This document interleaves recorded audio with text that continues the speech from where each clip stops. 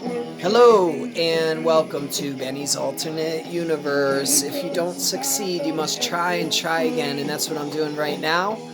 I'm here in my room today chilling because a lot of stuff is in my room that I want to have in the video, I guess. I found this record the other day, and it was really exciting for me because I was actually named after this record.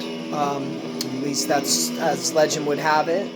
And this rat. So pretty cool. That's why my name is actually Ben and not Benjamin. Rock and Roll High School, VHS, courtesy of a very good friend of mine. Thank you so much. Very generous patron of the show. And the really ultimate thing that I found, because we had bulk trash recently in Connecticut, it was such a ray of sunshine in this COVID nightmare that we've been going through, to get out there, check out some piles, hopefully find some cool stuff. And how's that? Pretty rad for the tape aficionado. Really never seen a boombox like this. Top and side tape decks by Yorks. Both tape decks are functional, to a varying degree. Both speakers, same deal, and so cool. Love this boombox. Obviously, if you watch the show, you know I love tapes, and this is a show where we kick back, talk about tapes, music, life, what's good in the collection. I've gotten a lot of new tapes since the last time we talked, some of them really awesome. Couldn't finish Prague Days, couldn't make it to the full quadrilogy, I apologize. I tried to do a review of Genesis Invisible Touch and do it as like popular Genesis versus Prague Genesis type deal, but I just wasn't into it that much, even though I do love Invisible Touch. Awesome album. Of course, ever since American Psycho, it's kind of hard to disconnect the two, and then it's like awkward. Oh, do you want to listen to Genesis? Put on a raincoat or whatever. I don't know. You know, it's just like. But I do love that album. But just got a little progged out, I guess. I want to real quick talk about. I got a number of what I consider hard 10 albums. That I'm probably not going to review, but I just want to shine a light on them real quick for anybody who's watching the show who maybe is not steeped in classic rock and rock BS, like minutia, I guess is the word, who doesn't know every little thing about rock and roll to the point where it's just like ridiculous. All these albums I would consider to be absolute hard 10 undisputed stone cold classics, and so that's why I probably won't review them, because so much has been written and said about these. I'm sure many of you already have some, if not all of these, and we're just going to blow through them real quick, but just know it makes me so psyched to hold this brick of wonderful music, timeless music in my hands, and I do listen to these a lot. I don't not listen to them because they're 10s. Bob Dylan, Blood on the Tracks. Ozzy, Blizzard of Oz. Bob Dylan, Bringing It All Back Home. Jimi Hendrix, Acts as Bold as Love. The Rolling Stones, Sticky Fingers. And what may be the greatest rock and roll album. I'm sure everybody can and will dispute me on that. Highway 61. Some people will agree. Dylan, back on the Dylan kick right now. It comes and goes throughout my life ever since I was a kid, and it's so cool. But yeah, what can you say about Highway 61 that hasn't been said? So therefore, I'm not going to say it. I want to keep shining a light on that weird stuff that I find from my collection and that I listen to. It's off the beaten path. Right now, because of COVID depression and like it's summertime now and the band should be playing a lot, and of course we have no shows booked. I've been listening to so many live albums, and I wanted to do a series of some of my favorite live tapes that I have. So without any further ado, also it looks like my ducks are not in this room, so whatever, duck your own conclusions. This is David Johansen Group live. Simply DJG live. For those of you who don't know, David Johansen was the singer of the infamous New York Dolls, one of the best New York punk, proto-punk, rock bands ever.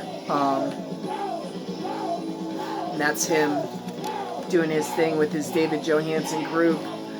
Dolls made 2 albums and then broke up. Johnny Thunders went on to have his solo career, and David Johansen had his.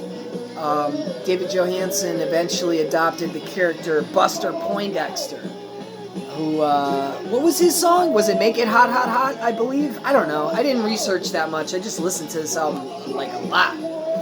The liner notes are great. The liner notes tell you the whole story of the David Johansen Group, the recording of his first album, second album, and kind of it's a little bit of a sad tale, I would say, even though it's great for Buster Poindexter that he was able to get work, or for David Johansen, I mean, that he could revitalize and actually have more success than ever as Buster Poindexter, and also have his acting career as, I guess, David Johansen. I don't know. I know he was in the movie Scrooge, and he was very memorable. But the story with David Johansen Group is that they just could never really capture the energy and the awesomeness that they had live on record. So this album is here to illustrate for you just exactly what is so awesome about New York Dolls, or David Johansen Group, which is not New York Dolls, although he does have Sylvain play guitar on a few tracks, and he even has Johnny Thunders come up and play on one track, which I thought was pretty cool. It was recorded July 21st, 1978. This is one show, and David Johansen Group is just such an incredible rock and roll group.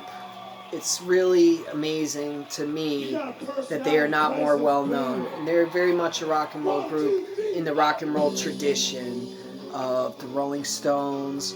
Of course, they play some New York Dolls, and anybody who's a Dolls fan knows that Dolls is not from the school of angry screaming type punk or anything like that. They're just pure good time rock and roll that, you know, like Ramones, like Stooges, just kind of got determined that they were punk rock, and then, you know, whatever came after as an evolution. But they were more from the school of no frills, rock and roll, blues rock, dance rhythms, you know, Motown.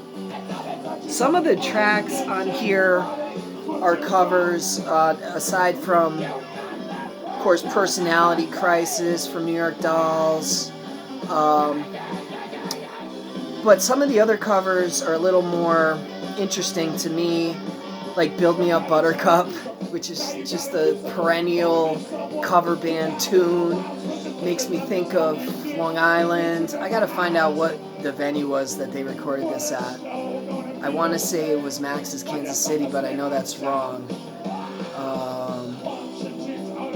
The Bottom Line in New York City, July 21st, 1978. Build Me Up Buttercup was totally unexpected, and I'll Be There. I'll be there with the love. Absolutely incredible what David Johansen Group does with I'll Be There.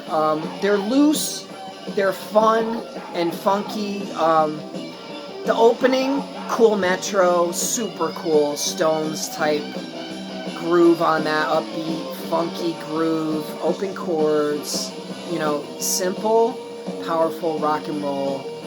And then right into the Dolls' second song, Looking for a Kiss, which of course is just a killer rave up from the Dolls' classic tune from their first album.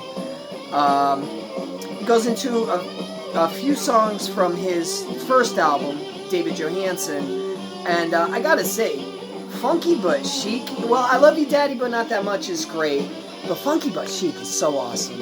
It's just a song about going out into the, thrift pile, into your friend's closet, maybe even into bulk trash, I don't know, and finding yourself something that's funky but chic. And that is something that we're all about here in Benny's Alternate Universe. I want you to check out this shirt because you probably noticed that it has dots on it, but what you didn't notice, when you get a little bit closer, you can feel the star power.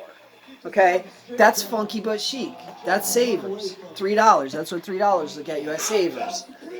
So I love Funky But Chic. Such a cool tune. I never heard it before. I'll Be There, like I said, is sick. It's one of the coolest covers I've ever heard, man. I really want to do it with my band now.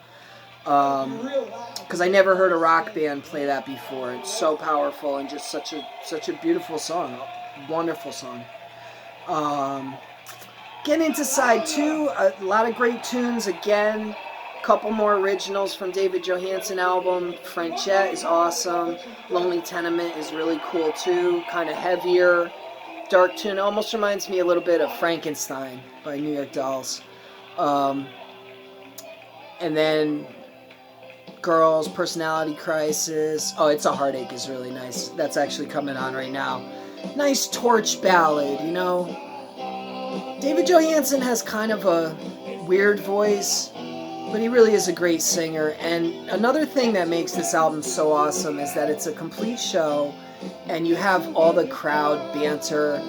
And the way that he interacts with the crowd, I just absolutely love and I envy. As you know, everybody knows I play guitar and I play in bands. And I always love when whoever's got the microphone can connect with the audience by talking to them and really, get that vibe going, whatever that may be that they're going for. I find it kind of tough because I get a little tongue-tied.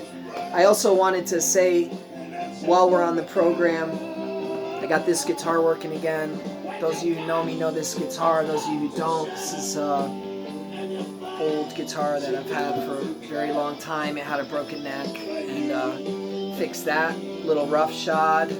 Fixed all the electronics, the action, made this access panel so I could solder it, and it's working better than ever.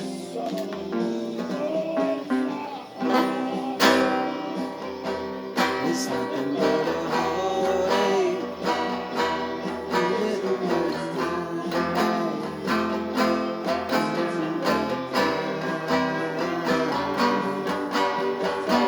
So that sounds really good, I think. Very, very happy about that. And when you plug it in, oh, it's nasty. It's like Jumpin' Jack Flash. So I guess I've said a lot about David Johansen Group live. I would really, really encourage you to try and find this tape if you can. I found it in bulk trash last year. It sat around for a while with a broken felt, and I said, I gotta hear this once I got it going. So awesome. Love this album.